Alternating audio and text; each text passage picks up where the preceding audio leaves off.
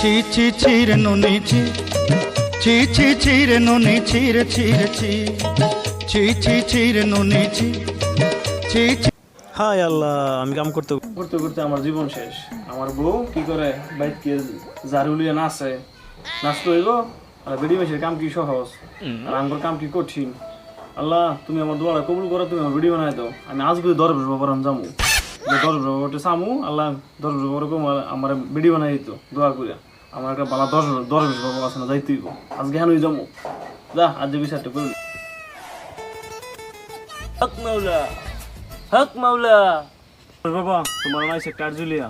আমি বারে কাম করতে করতে শেষ। আমার বউ ঘরে কাম করে না, খালি নাচে আর গান গায়। তুমি আমার বেডি বানায় দাও, আমার বউরে বেড়া বানায় দাও।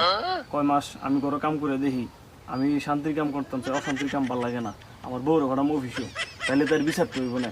তার তু কালা কুত্তার গু, নীল কুত্তার গু, সবুজ কুত্তার গু, মানছে গায়ে কুত্তার গু, ফু। কাল্লা সকালে তুই বেডি উঠবি এখন বাজছে। কিন্তু তো মহিলা হইলা, মহিলা কাম কি কঠিন। এই কঠিন কাম কেমন করবো না, ধরো ভগবান যেতে গিয়ে কম আমার আগের মতো বেড়া বানাই যেত। এই কাম আমার সহ্য হয় না, বহুত কষ্ট বেডি মানুষের কাম। না একটা পারতাম না বাধ্য হইতে। ধরো বাবা আমার বেডি মনে লাগতো না, আর বেডি মানুষের কাম যে কষ্ট। তুমি আমার আবার বেড়া বানায় দাও, তুমি আল্লাহ কাছে দোয়া করো তো আল্লাহ আমার বেড়া বানায় দে। তুমি একটা কিছু করো, এই কাম আমার সহ্য না।